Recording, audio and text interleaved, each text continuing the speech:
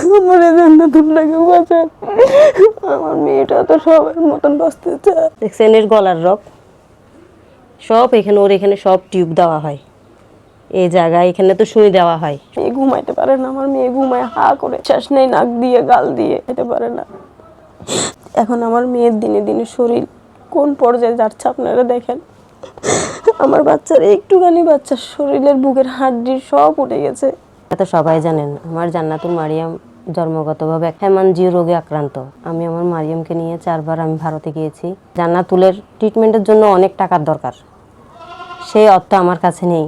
ওর বাবা একজন দিনমজুর, বাংলাদেশে 500-600 টাকা ইনকাম করে উনি, তো ওনার ধরা সম্ভব না। সব প্রবাসী সকল ভাই বোনদের অনুদানের টাকা দিয়ে আমি আমার জান্নাতুলের 2 বার ট্রিটমেন্ট করে এসেছি ভারত থেকে।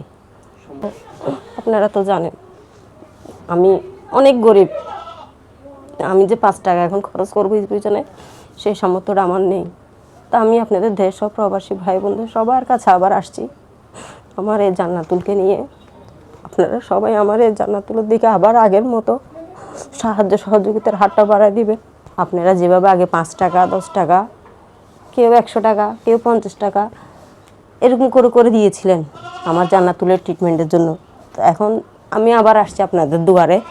আপনারা আবার আগের মতো আমার জান্নাতুলের দিকে তাকান, আমার মেয়ে আবার নতুন একটা জীবন পেতে পারে। সহযোগিতার হাতটা আপনারা সবাই এসে বাড়ায় দিবেন, যার যতটুকু তৌফিক আছে। আমি আপনাদেরকে বারবারই বলি ভিডিওতে, আপনারা 10-এর লাঠি 1-এর বোঝা মনে করবেন আমার মেয়েটাকে। আপনারা আমার মেয়ের পাশে এসে দাঁড়ান, আমার মেয়েকে আপনাদের মেয়ে মনে করুন। আমার মতন একজন অসহায়ের মায়ের জায়গায় আপনারা দাঁড়ান। আপনাদের কারণে আমার জান্নাতুল মারিয়াম একটা নতুন জীবন পেয়েছিল, তো এখন আবার সেই জীবনটা আবার অন্ধকারের দিকে চলে যাচ্ছে। তো আমি মা তো চাইবো না আমার মেয়েটাকে আমি হারাইতে।